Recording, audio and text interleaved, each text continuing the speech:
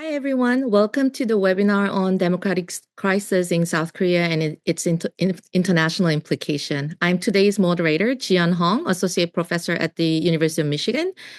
South Korea just went through a declaration and lift of martial law, daily mass protests, and the impeachment of the president at the National Assembly within just 10 days. As much as these events were unexpected, concerns are emerging about the future of democracy in South Korea and its broader implications for international security and the global economy. Today, 6 distinguished political scientists will share their thoughts on this crisis based on their observation and research. Each panelist will briefly share their view within about 5 minutes. We will then turn to the audience and try to answer as many questions as possible. If you would like to ask the panelists questions, please leave them in the chat. Let's begin the discussion. First, I would like to invite Inbok Rhee, Assistant Professor at Yonsei University. Professor Rhee, as a citizen living in Seoul and an educator at a university, how would you summarize what happened in the past 2 weeks? And how have students and the university members have digested the series of events? Okay, well, thank you very much. So in the past 2 weeks, Seoul has been at the center of this very significant political crisis following President Yoon Suk-yeol's declaration of martial law on December 3rd, and which was swiftly struck down by the National Assembly that convened under enormous pressure and extraordinary circumstances, despite the military and police operations attempting to block their session. And evidence has since emerged that the president bypassed necessary legal procedures, such as holding cabinet meetings, raising concerns that this was not just a martial law declaration, but more like a self-coup or a Naran insurrection aimed at consolidating power. Yoon still, though, maintains that he did nothing wrong, asserting that he was pushed to declare martial law due to persistent obstruction by the opposition party in the National Assembly, and his belief in what seems to be an unproven allegation of election fraud fueled by far-right YouTube channels. On the 14th of December, National Assembly impeached the president. They passed the bill to the motion to impeach the president with 204 votes in favor and 85 against. Despite what it looks like, which shows kind of like there are some who support, some who oppose, the public sentiment overwhelmingly supports impeachment. There was a recent Gallup poll that was just released yesterday, and more than 70% of the general population across all regions and demographics show that they support the impeachment decision. And this was even among the Conservative Party supporters, traditionally the president's base, expressing over half of them expressing opposition to Yoon's actions. What was also, I think, also notable was sort of a little bit of a change in protest cultures. So we've seen as the Speaker of the House announced the impeachment, the crowds cheering, followed by the song 다시 만난 세계, Into the New World by Girls' Generation. So showcasing how the new generations are reshaping protest culture and with creativity and optimism. So of course, like we have, and I'm sure others will talk about this in a moment, but we still, of course, have this procedure where we need to go through the Constitutional Court and so on. But it seems like the public stance on this is overall pretty clear. The academic community has played a critical role, I think, in responding to this crisis. So hundreds of political scientists signed a petition denouncing the president's actions, followed by sociologists, economists, scientists, scholars from all disciplines. And these kind of roundtable sessions have been held nationwide on college campuses. And I'd like to highlight that the students have been actually at the forefront of this movement. So here at Yonsei University, for example, we saw a General Assembly gathering with the largest crowd in decades, overwhelmingly passing a joint statement denouncing the declaration of martial law and in support of the impeachment decisions. So this generation of students who've been often labeled as politically disengaged has demonstrated a remarkable commitment to defending democratic principles, which I think is very important to highlight. But for Students also have expressed some unique challenges during all this time. So in some of my classes, many foreign students especially expressed that they now feel unsafe, say voicing their opinions or joining protests. I don't know exactly from where, but many have heard that under the Immigration Control Act, if they express any political opinions, then they might be facing some risk of deportation. So they feel like, especially as political science students, they can't really say the things they think, and they can't sort of act in support of what's going on. Others have been receiving calls from their families back home, urging them to return out of the concern that, maybe their safety cannot be guaranteed with the potential instability in South Korea. So I think overall, all of these things highlight partially the fragility as well as resilience of democratic institutions and some public support in Korea. And again, I think in the whole process, especially the youth and the students in Korea have been doing much to show their engagement and sort of the strengths of their democratic engagement, which I think can be the sort of main hope that we can see for the coming days. Thank you, Professor Lee. That was very insightful. And we learned a lot about how university community have digested the situation. You mentioned the one of the motivation for the martial law declaration was this political gridlock, which we cannot understand without understanding political polarization in Korea. Our next speakers are Yelim Chung, PhD candidate at UC San Diego, and Stephan Haggard, Professor Emeritus at UC San Diego. They have recently published a research article on political polarization in South Korea. So Dr. Chung, would you share some of your insights from your research and how we need to see this current crisis based on the underlying political polarization in South Korea? Thank you very much. So the question is about polarization. So my answer to this question is going to be more pessimistic. The martial law crisis exposes a critical challenge to democracy that I think Korea has been grappling with for quite a while now, and that is deepened. So Steph Haggard here and I have been studying polarization in South Korea, and we've been using survey data that spans from 2004 up until 2022. Our findings show that while the broader Korean electorate has largely remained centrist on the left-right spectrum, the divisions between supporters of the Liberal Democratic Party and the conservative, the People Power Party, have intensified over the years. These divisions not only encompass ideology and policy preferences, but also perceptions of the opposing party. For example, between 2018 and 2020, the share of extreme ideological partisans have nearly tripled within the Democratic Party and doubled within the People Power Party. The divisions have also extended beyond traditional issues like foreign policy, like relations with North Korea or the US alliance, to economic debates, such as whether welfare should take precedence over growth. But what I see as more troubling for democracy is the emotional dimension of polarization. Increasingly, supporters of the top two parties are viewing the other party more negatively. In Gallup Korea's recent surveys, for example, 90% of People Power Party supporters expressed dislike towards the Democratic Party, while 93% of Democratic Party supporters feel the same way about the People Power Party. And this aversion seems to be spilling over into private life in some ways as well. A 2022 poll showed that over 40% are not willing to even sit down for a meal with someone who holds different political views.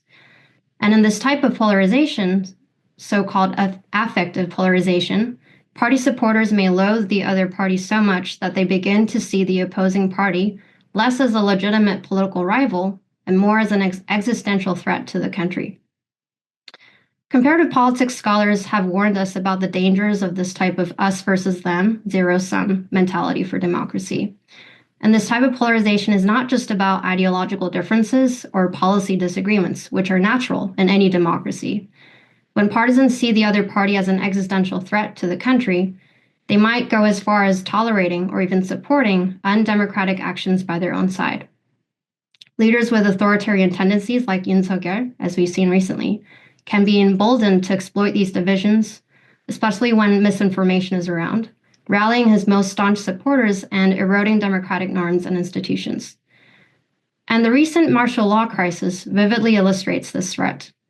There are differences depending on which survey we look at because the survey methods are different. But a Gallup Korea poll last week showed that 75% of Koreans favor Yoon's impeachment and 71% view his actions as treason.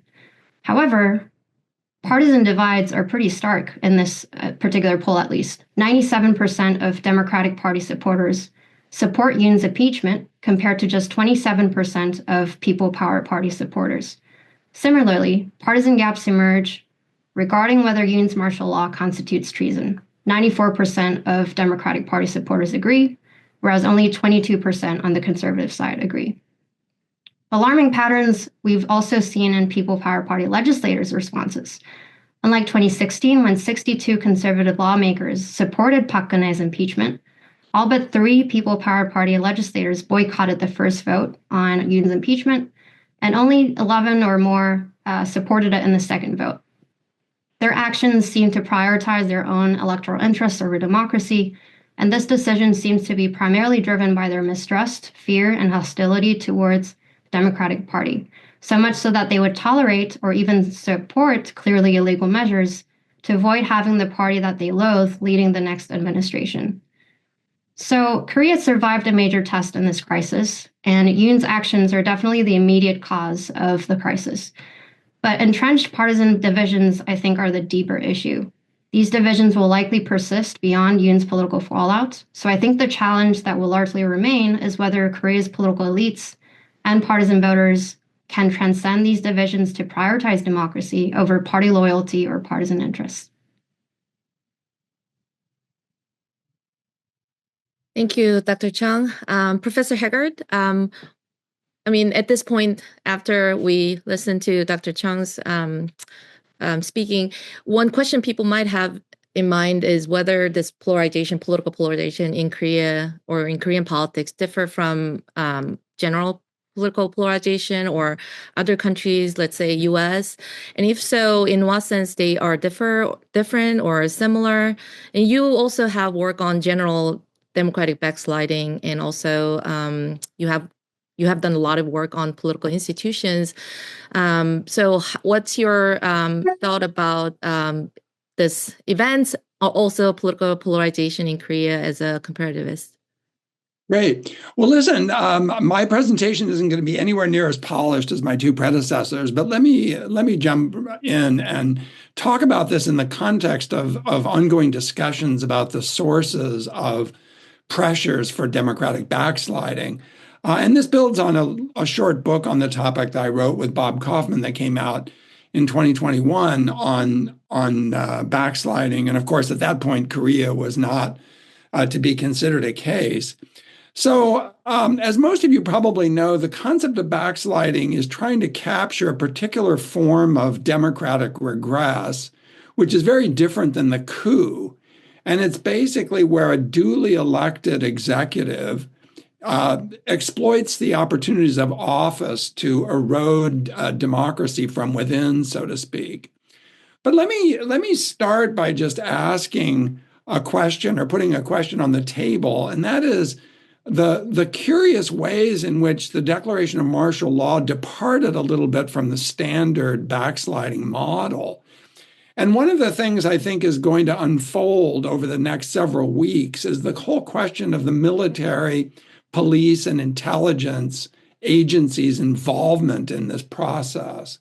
Because even though this was undertaken at the initiative of the president, who, obviously is a civilian, it's striking the extent to which some components of the military, police, and intelligence communities were implicated in this and are probably going to face censure, if not arrest. So we also have to ask about how the military itself was ultimately checked from protecting itself by trying to defend martial law. So that's a first set of issues. Now, let me just make a few comments on polarization. One of the things that Bob Kaufman and I argued in this short book is that polarization is typically a necessary condition for this type of backsliding to occur. And Ye Lim has mentioned one way in which this occurs. And I think Milan Svolek has really written some of the most interesting work on this. And what he argues basically is that when you have a highly polarized society, the ability of publics to punish incumbents by voting for the opposition is curtailed because the opposition is seen as more dangerous than violating democratic norms. And I certainly think that was in operation here. But there are two other mechanisms I just want to mention briefly. One is that polarization tends to reduce trust not only in political institutions, but in non-political institutions like the media and the election administration, the police, the scientific community, universities. And I certainly hope that that doesn't follow in the wake of this in Korea. But that to me is a deeper danger, a polarization which extends beyond politics into other typically more neutral institutions. And then finally, and this sort of links to the last set of comments I want to make, is that polarization clearly contributes to government gridlock and dysfunction. And, divided government is not that common in Korea. I think Kim Dae-jung faced a divided government situation, Park Geun-hye, at the end of her administration, but typically presidents control the National Assembly, and here they didn't. But that's actually quite important for why this backsliding episode failed, in my view. Because if the executive is capable of controlling the legislature, either personally through personal connections with legislators or just simply because of large or significant partisan majorities, it's much easier for the executive to undertake these backsliding actions because the legislature can do some of the dirty work. And the National Assembly, the fact that they not only had a majority, but were able to cobble together a supermajority was quite important in overturning the martial law declaration. I mean, that was the step that really forced Yoon's hand. Now, let me make just one last observation and then I'll stop. One of the things we found in our study of backsliding is that typically executives undertake these actions incrementally. And there's a social psychology of backsliding, which is it's very difficult to recognize that it's actually taking place because events which are out of the political norm are gradually normalized. And the other feature of the Korean episode, which I found quite striking, is the fact that this was a shock treatment, which immediately galvanized public protest. And public protest, in the end, I think, was the backstop to the National Assembly, because if the National Assembly couldn't vote the impeachment, then it was clear that we were going to have a repeat of what happened at the end of the Park Geun-hye administration. But again, I think in the long run, miscalculation is going to be a critical part of this story, because it's really hard to figure out how the president miscalculated so badly about his ability to undertake martial law and have it sustained when it was pretty clear that a lot of forces were stacked against him. I'll stop, Jean. Thanks very much. Sorry. Thank you so much, Professor Haggard. That was very insightful. Our next speaker is Joanne Cho, Associate Professor at Wesleyan University. Professor Cho, many news media, especially outside Korea, reported much about the mass street protests on the night of martial law and the days after until the impeachment voting in the National Assembly. At the same time, the ruling party, the People Power Party, resisted the popular demand, and the majority of its lawmakers voted against the impeachment. Based on your series of research on pro-democracy, resistance, and movement in South Korea, what's your view on this situation and the historical background? Thank you, Jean, for the question. To answer your question, we actually need to start with the 386 generation and the 운동권, understanding their connection to the rise of the left party, and then connecting this to the actions of the ruling party and President Yoon Suk-yeol's action during the recent political turmoil. So for those who might be unfamiliar with these terms, 386 generation refers to the generation in South Korea that was born in the 1960s and attended college in the 1980s. And this generation is basically the generation that led the massive nationwide pro-democracy protests in the 80s that resulted in South Korea's democratization in 1987. And 운동권 is a term for left-wing student activists of that era. After democratization, some of these former pro-democracy activists moved into mainstream politics, joining the center-left and left parties, while others continued grassroots activism or pursued roles in civil society organizations. 운동권 politicians are identifiable by their arrest or criminal records from their anti-government activities in the past. Many of them held leadership positions in their university student councils and in national student organizations that organized these pro-democracy protests.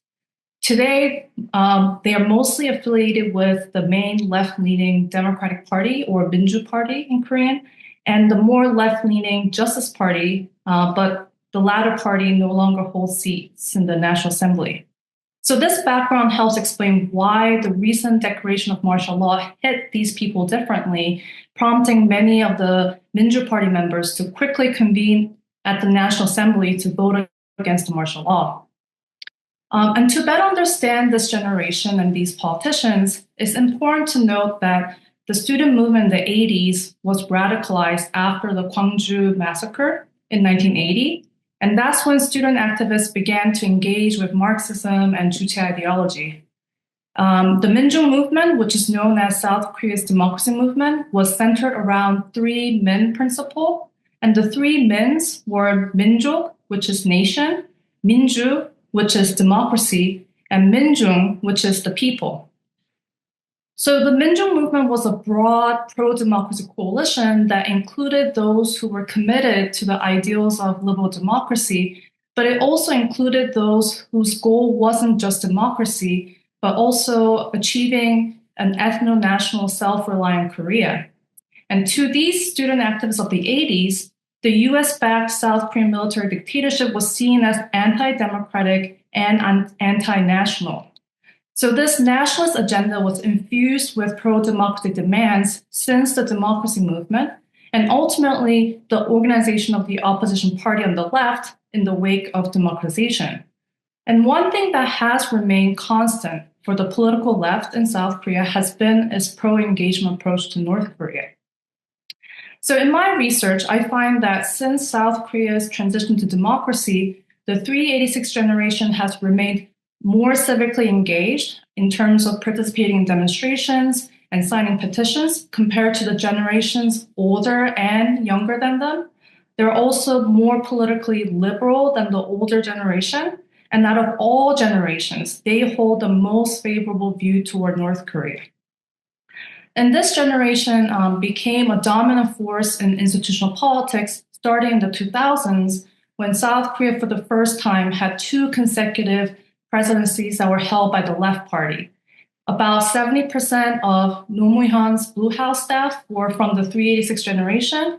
Roughly 1/3 of the National Assembly comprised 운동권 politicians throughout the 2000s. So in this way, the left party grew alongside with the rise of the 386 generation into politics.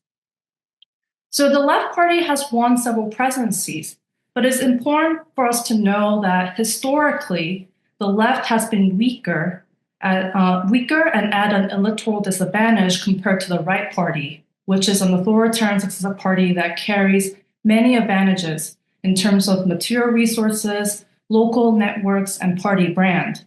And in South Korea, large businesses called chaebol that benefited from the state-led development under the authoritarian regime also aligned with the right. Meanwhile, the left had to navigate the taboo of communism, given the ongoing security concerns with North Korea and the continued existence of national security law. Additionally, because the right was associated with the successful state-led development, the left struggled to present a distinct interventionist economic platform. And in fact, it was not until 2016, the impeachment of conservative President Park Geun-hye, that the right began to be significantly weakened, not just in public support, but also in the cohesiveness of the party as the party split and underwent name changes. At the same time, the left rose to power with a strong popular mandate and unprecedented moral authority, given the widespread public discontent over corruption and authoritarian legacies of the right at that time. Even after narrowly losing the 2022 presidential election, the left has been able to secure a majority in the National Assembly, consolidating its institutional power and transforming itself into a formidable competitor against the right. And using its legislative dominance, the left party has been able to pass numerous bills aligned with their agenda, which Yoon Suk-yeol repeatedly vetoed, highlighting this growing tension between the two camps. In this historical context, we can better understand why the president and his party have reached a breaking point at this moment. The left party, home to the 운동권 of the 386 generation, has frequently been labeled as being pro-North or even pro-communist. And this narrative is the one that was utilized by President Yoon Suk-yeol, who justified his martial law decree as a necessary measure to, quote-unquote, root out the opposition who are pro-North Korean anti-state forces plotting rebellion. Additionally, this historical context helps explain why the ruling People Power Party boycotted the first impeachment bill. They did so not just to avoid impeachment of their president, but ultimately to prevent or delay a transfer of power to the Minju Party. This move was driven by a desire to hold on to power, or maybe not give away power to the left at all costs, prioritizing partisanship over democratic principles. So it is this historical backdrop that is relevant and important to fully understand the deep divisions between the left and right in South Korea today, and the lengths to which each side will go to maintain or challenge the power in ways that it challenges South Korea's democracy. Thank you so much, Professor Cho, for giving us very deep historical background of Korea's polarization, and it gives big question mark how things will evolve in the near future, knowing all those deep historically rooted division. Okay, now we would like to turn to scholars from international politics, who will share thoughts on what the democratic crisis in Korea means for international security and global economy. First, I would like to invite Professor Joshua Byun, assistant professor at Boston College. Professor Byun, there has been some information revealed how seriously the U.S. government had taken the martial law situation and the political development afterwards, and its impact on the Korea-U.S. alliance and regional security. Would you share your insights about this issue and beyond as an international security scholar? Thank you, Jean. I want to make two broad points. My first point has to do with what this crisis will portend for South Korea's security policy orientation in East Asia. As some of you may know, before the onset of this crisis, there were many IR scholars and security experts, both in Korea and the United States, who, despite concurring with the discontent felt by much of the South Korean populace regarding Yoon's domestic policies, they were largely sympathetic to the thrust of the foreign policy initiatives pursued by the Yoon administration. These included policies like making the ROK-US alliance the unambiguous cornerstone of South Korea's security posture, strengthening nuclear deterrence on the Korean Peninsula, openly embracing trilateral cooperation involving Japan and the United States, and many other policies of a similar flavor. And now the question on the table, of course, is what will become of these policies and this general orientation and direction of South Korea's security posture in the wake of this crisis and in the face of what appears to be a broad-based discrediting and delegitimization of anything that has to do with the Yoon government? My view is that it is important not to exaggerate what this democratic crisis will mean for South Korea's basic posture in East Asia's evolving security environment. A nation's core security policy orientation is not solely or even primarily guided by the disposition or the machinations of any one leader or government. Instead, it's formed in response to, and it's a reflection of the constraints and pressures of the structure of the external environment the country finds itself in. And the fact of the matter is that the most important structural pressure that South Korean policymakers of any ideological bent will have to grapple with over the coming years is the threat posed by the rise of China. A great power competition in East Asia is sure to intensify in the coming decades because of the continued expansion of China's military and economic power. And because of this, even South Korean leaders who are personally lukewarm or dissatisfied with some aspects of the Iraq-US relationship will have little choice but to come around to the conviction that the future of the nation's security and livelihood rests with this traditional alliance relationship. Moreover, unlike some periods in the past, there seems to be a broad societal agreement in South Korea today about the central role that the US alliance plays in ensuring the country's security and prosperity, and a corresponding agreement over the necessity of checking Chinese power and even the need to mend fences with Japan and forge stronger security ties with Tokyo toward this strategic end.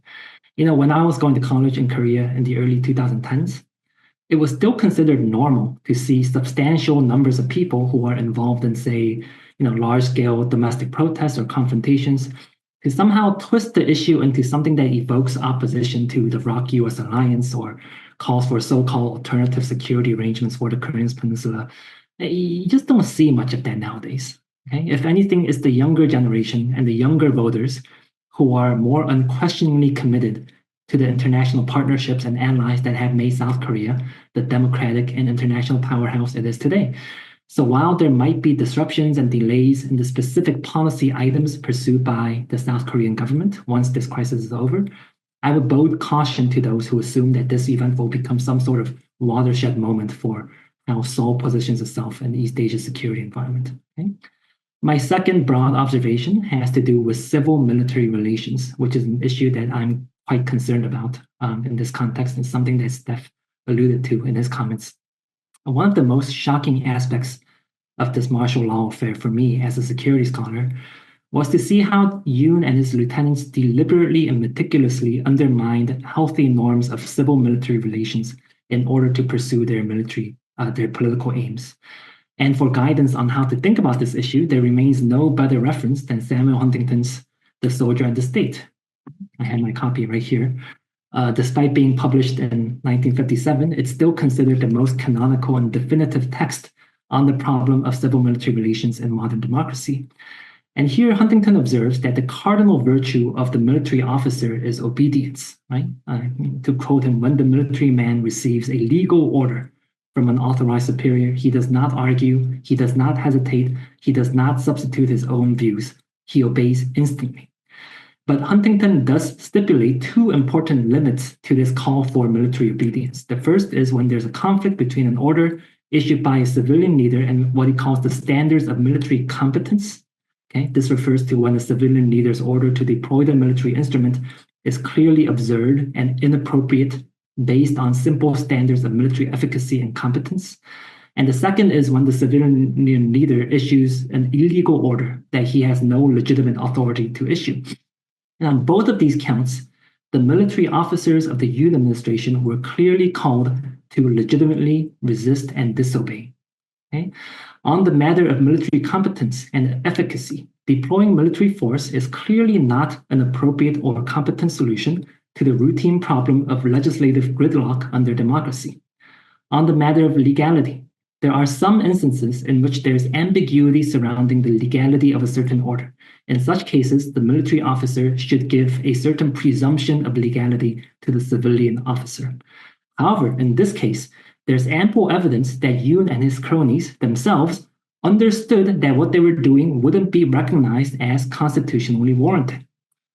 And there have been many eyewitness accounts and testimonies that on the day of the martial law gambit, many middle and lower ranking commanders deployed to the National Assembly dragged their foot and did not execute their civilian principles intent very vigorously. And given canonical standards of military obedience and its limits, they were absolutely right to do so. As for the higher ranking officers who plotted with Yoon to bring about this fiasco, they were absolutely in the wrong, even when judged by the central ethic of military obedience. So when you ask why this deplorable state of civil-military relations came about, I will point out that Huntington's central intuition was that if you want a military that obeys democratically appointed civilian leaders, the civilian leaders themselves must refrain from dipping their hands into the nitty-gritties of how the military runs its business. Okay? They must grant the military a separate autonomous sphere so that its members can cultivate their organization as a purely professional body that's detached from the cacophony of politics. But what Yoon did during the course of his presidency was to constantly put military officers in a position where they could be coddled or punished depending on their political alignment with him. And he used his presidential powers to put specific individuals in key positions throughout the military so that the ethics of military professionalism and competence could not restrain his worst designs. So in conclusion, this is the area where scholars, policymakers, and informed citizens alike should be very concerned about over the coming years. I am uncertain at best whether the corrosive practices and expectations about the military's role in politics forged during the Yoon administration will be rectified over the coming years, regardless of who takes helm in Yongsan. And a decayed state of civil military relations will have an impact on South Korea's military effectiveness. It will have an impact on its ability to engage in security cooperation with the United States and other allies on a shoulder-to-shoulder basis. And it will have an impact on how the overall health of South Korean democracy and society is perceived by external actors. So if you are someone who is worried about the implications of this recent crisis for South Korean and regional security affairs, this is one issue that I would urge you to pay close attention to even after we find out what will become ultimately a Yoon's impeachment. Thank you so much, Professor Byun, for your very helpful insights. Our last speaker is Rhee from LSE, assistant professor at LSE. Boram will speak about the economic implication, and also recently there has been a lot of discussion about value-based cooperation, value-based trade in international political economy. What does this mean for this value-based partnership as well? Professor Rhee? Thank you so much. Thank you so much for the question, Jin. So I've been observing how Korean people react to U.S. diplomatic interventions during the insurrection. And my impression is generally Korean people are welcoming of U.S. interventions in the hope that the U.S. could constrain President Yoon's erratic behavior. And some people might view this wise support as an indication that the two countries will continue to cooperate based on their shared democratic values. But in fact, I'd like to caution against this interpretation. And my speculation is a little bit more pessimistic than Professor Byun's. So the reasons here is Donald Trump and international trade. And I'd like to talk about how Korea's weakened credibility and leverage during international negotiations may result in a bad trade deal for Korea, and how the bad trade deal with the US may in fact revive potentially anti-American sentiment in Korea. So Trump will likely demand yet another renegotiation of the Korea-US Free Trade Agreement once his term starts next year. And among others, it is likely that the US may want to talk about currency devaluation or currency manipulation, as the US calls it.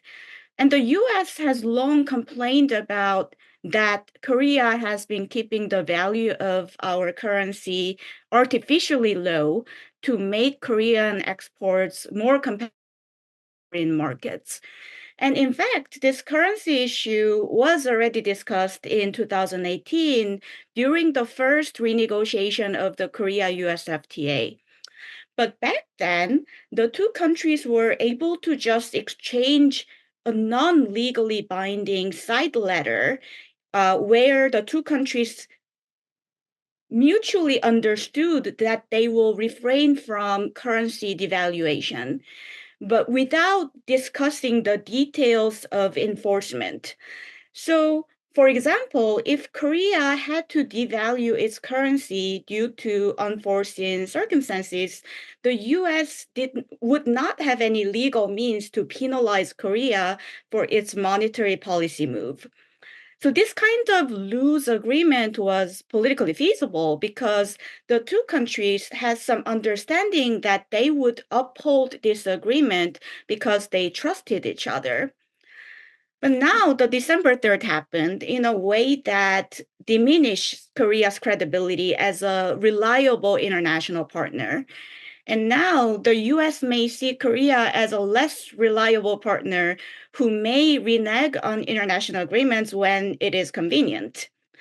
So this negative perception, a lot of IR scholars argue that when countries cannot trust each other to enforce an international agreement, they are likely to include hard and punitive enforcement measures in designing their international agreements. So in the context of the future trade negotiations that may happen in the next few years, the US may demand including formal provisions and chapters about current competitive devaluation, and they may want to include really detailed enforcement measures that will enable the US to penalize Korean exporters if the Korean government devalues its currency in a way that violates the Korea-US FTA. So this kind of trade arrangement may potentially hurt Korean exporters if Korea wants to devalue its currency because of some domestic political or economic reasons. And it also diminishes Korean government's monetary policy autonomy. So an arrangement like this could potentially, I want to be really cautious in saying this because I do not want to sound too alarmist, but a poor trade deal like this may potentially revive anti-American sentiment. And now I understand that this argument sounds ludicrous because if you look at the polling data now, as Professor Byun said, about 80% of the Korean public actually picked the US as their favorite foreign country. So it's a very high number. But I actually went to college in the 2000s when the defining characteristic of the US-Korea relations was anti-Americanism. So in the middle of that anti-American sentiment was the first negotiation of the Korea-US FTA. So if a lot of exporters and union members are targeted for the monetary policy that the Korean government is implementing, then that anti-American sentiment may revive and come back to Korea. I mean, it's a speculation, and I hope this doesn't happen. But my concluding remark is if Korea fails to secure a domestically acceptable trade arrangement, and if the US keeps pushing for intrusive terms in the future trade negotiations, we might see a return to the sentiments of the 2000s. Thank you. Thank you so much, all panelists. I mean, I myself learned a lot from what you said. Now we would like to turn to questions. We have a lot of questions from the floor, and I will just, for the time's sake, we only have about 20 minutes, so I'll just direct the question to one of our panelists, given their expertise. The first question goes to Professor Haggard. So one question is, Korea has this long division called regionalism, and now you and also Dr. Chung mentioned a lot about polarization. How do you think these phenomena are connected, or is regionalism dying? Like, how do you see that? Oh boy, I'm not sure I'm the right person to talk about this, but let me just say a few things about the nature of the polarization we're seeing. So typically, as most of the panelists know, and members of the audience probably know as well, some of the sharpest cleavages in Korean politics on the policy level, setting aside the regional questions, centered on the alliance and the management of North Korea. And one thing we are seeing is an increase in differences between the parties with respect to more standard distributive politics issues, like taxes and spending and social welfare and inequality. but also cultural issues like gender. So I'm not sidestepping the question. There's still regional cleavages, but one of the features of effective polarization is many of these issues tend to load into one we-they dimension. And so what becomes more important is not, regional origin or any one particular difference, but the fact that so many differences are loaded into the partisan divide. And that's what, we mean by this effective polarization that is most concerning. Thank you. The next question will go to Professor Rhee about media environment in Korea. How does Korean politics news compare to the information bubbles in the United States? You see both countries' media, so I think you'll be great to answer this question. So I'm guessing that is me. So let's see. I would imagine still the at least overall the sort of national media has relatively more sort of reach or power in Korea compared to say the United States, where now there's been much more sort of like specifically partisan or cable news that's been like exerting these influences. At the same time, we're sort of moving very close to that. So in the past a decade or so, probably a little bit longer, there's been continuous allegations, like suggestions about like how like certain, say, national broadcasting company is leaning more towards like more leftist versus right, and how the executives, the presidents are trying to control the media, especially again the national broadcasting. So I think we're moving much closer to that. At the same time, like a slightly different thing I wanted to highlight is sort of this influence of obviously YouTube channels and like how this is like really coming up in the surface. So as mentioned earlier, there's been like numerous statements from different people saying that the current president, President Yoon, has been a like avid follower of a few different YouTube channels, including the ones that have been like very actively promoting this idea of election fraud, and some have even suggested that like there's some kind of like almost direct link between his media consumption and these ideas informing his sort of this decision to stage the self coup or martial law. So increasingly, I think people are in fact moving into this sort of media sort of bubble of echo chambers and so on and so forth.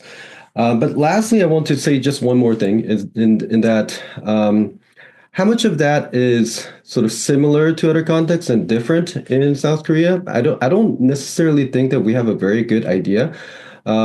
The sort of discussions around these things, thinking about Korean politics, have often sort of taken a structure where we're kind of importing terminologies, concepts, and ideas from the existing literature and trying to see like, hey, is this also the case in the Korean context? So, is there like echo chamber this way or that way because of the media environment? Is there polarization this way or that way, just as things are in the US? But we don't necessarily think, I don't think, have a very strong basis of like really comparative work on these fronts and trying to define exactly what kind of like how these concepts are actually playing out in a very specific Korean context.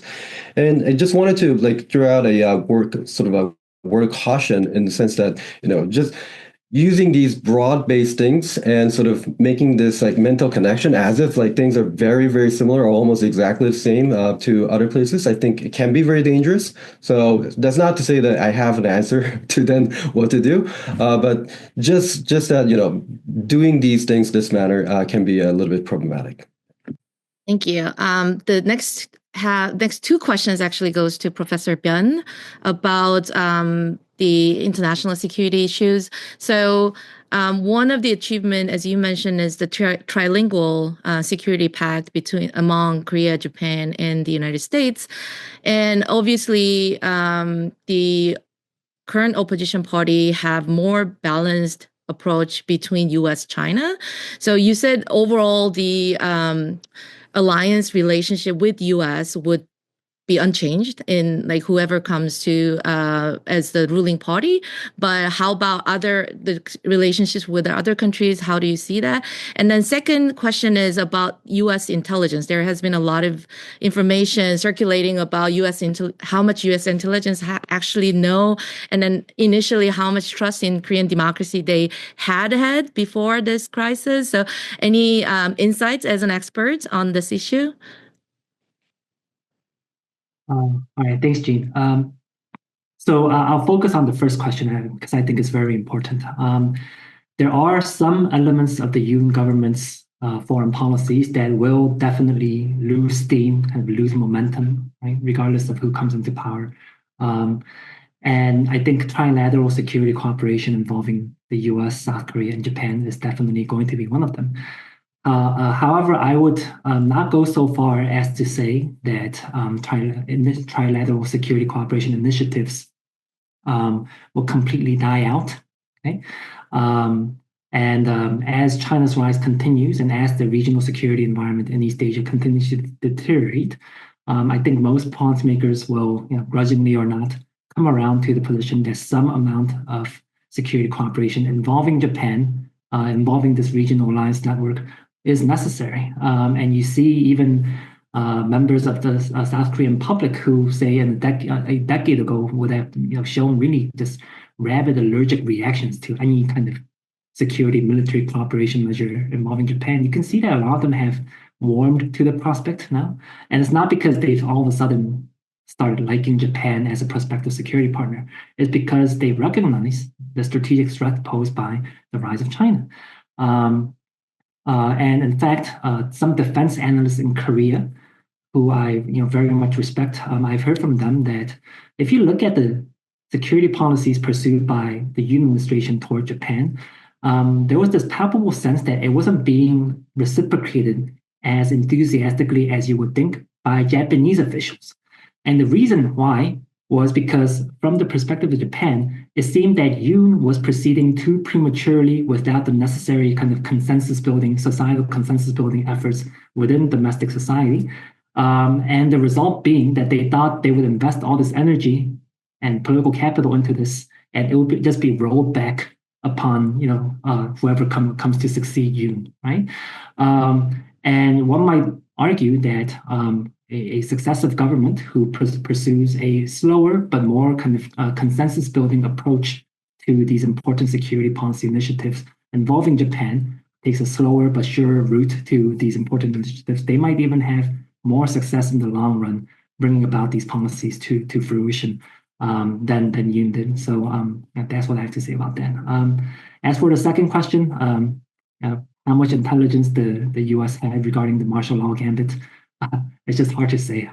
It'd be foolish of me to try to give any definitive answer to that question. Thank you. Thank you so much. So, given the time, I'll just briefly quickly move to the next question. This question goes to Joanne, Professor Cho, about you mentioned about the 386 generation. Sort of at the origin in the 80s, they were accepting 주체사상 or even leaning toward Marxism. But 40 years has passed, and then a lot of these politicians have drastically changed. Some of them even moved to the current ruling party, People Power Party. So, and then also after almost 40 years since democratization, there is this argument that the current ruling party, People Power Party, being just a legacy of dictatorship.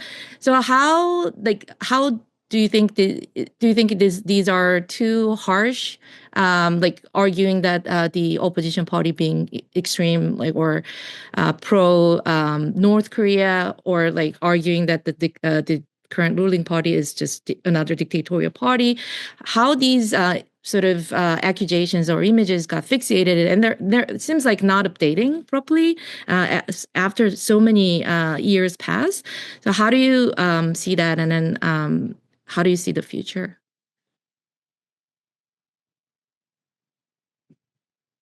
Okay, thank you for this question. Okay, so the question was asking about like what is explaining the persistence of this more, I guess, like extreme, character Inaccurate, yes. of Inaccurate, yes. Inaccurate characterization of each side from another.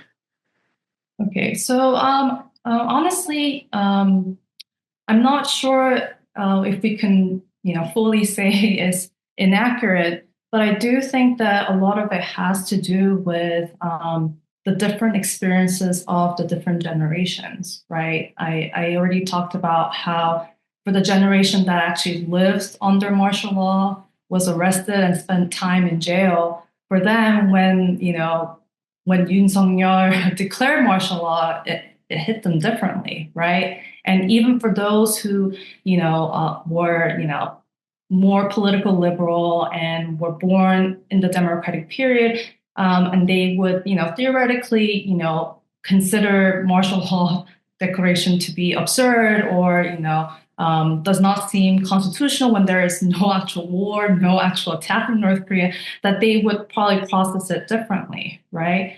So I think a lot of it does have to do with the different experiences of, authoritarianism and what they remember about the authoritarian period, right? Do they remember the economic growth that came with the authoritarian regime, or are they primarily remembering the repression and the repression as well as the fight that they had to pursue, and also the success of democratization that they experienced firsthand from engaging in political activism. And I guess just one thing that I wanted to add from what Professor Rhee mentioned earlier about the young generation and their involvement in protests this time. To me,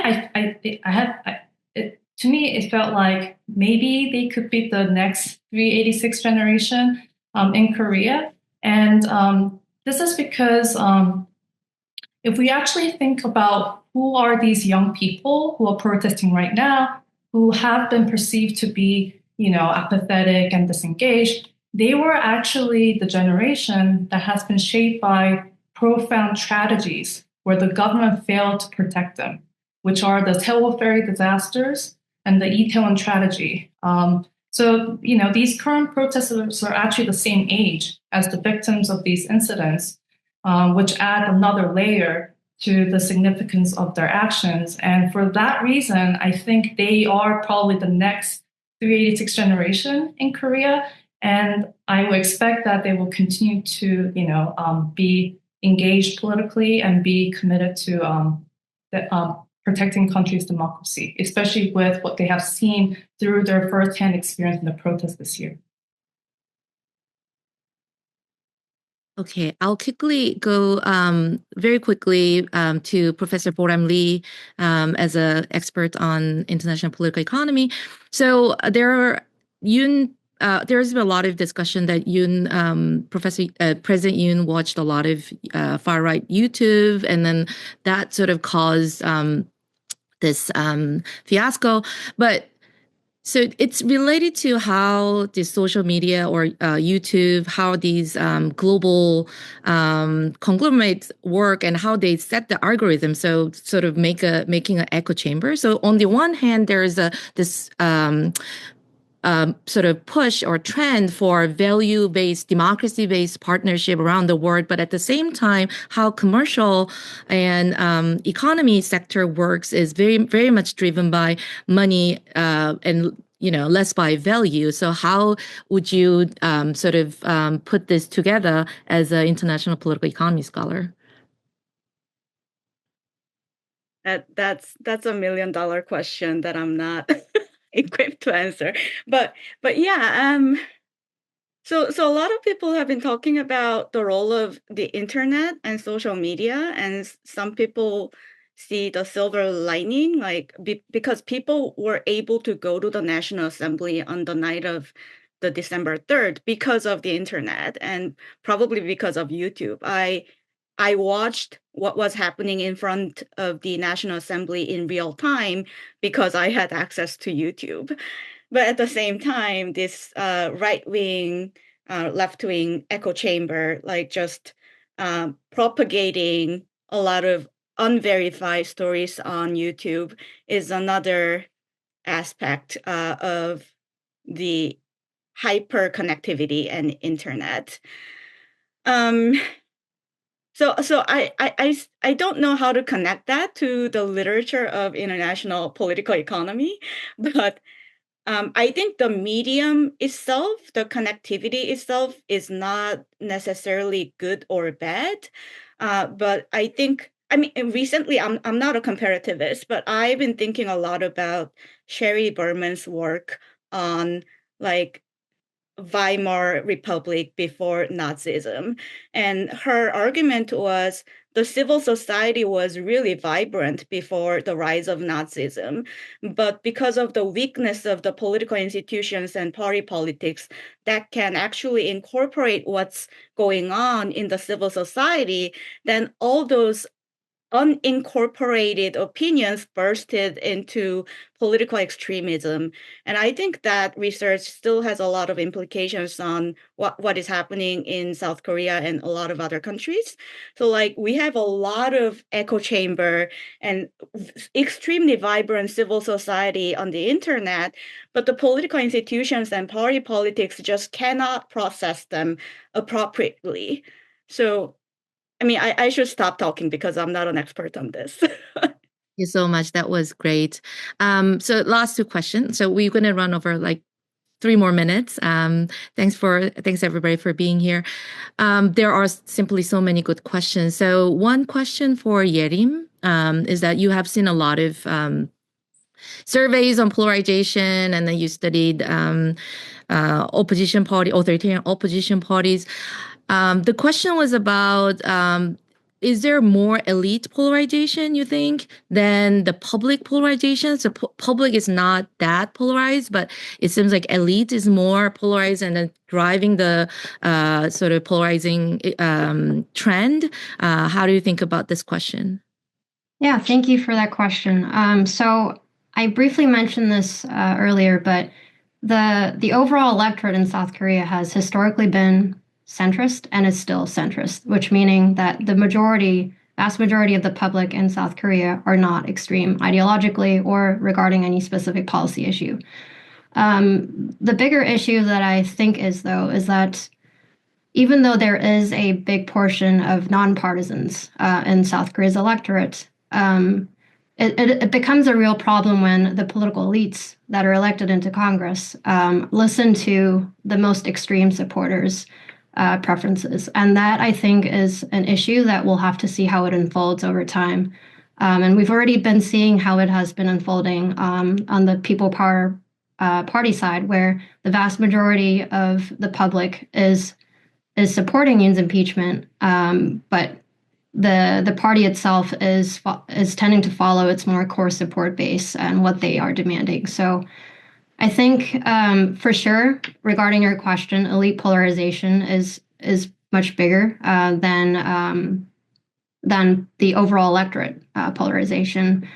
But what's interesting actually is that after Park Geun-hye's impeachment in 2016, the Conservative Party legislators actually converged closer to the average voter, at least in terms of political ideology, as they position themselves. And back then it was different because there were party splits. 62 legislators in that party voted to remove Park Geun-hye. So this time I expect it to be a little bit different, sadly, but I think it really depends on how the political elites will move with this. Yeah, thank you. Thank you. So we're gonna, before turning to our last question, there have been a lot of good questions. One of our organizers today, of today's webinar, Sung-kyung Park, Associate Professor at the Division of Global Korean Studies at Korea University, has been summarizing these questions perfectly for me to ask to our experts. So the last question is to Professor Haggard about, so Korea is not the only country that has been hit by this backsliding event. So how do you think about overall including other Asian countries in the region, the status of democracy today and the future? And then what does Korean case tell about democratic consolidation in third wave democratized countries in Asia generally? Well, look, let me pretend to summarize what I think is probably a consensus, and it's a consensus of a sort of puzzlement. And the puzzlement goes like this, which is, on the one hand, it's very clear that the Korean political system and its institutions responded to this in a vigorous way that rejected the imposition of martial law.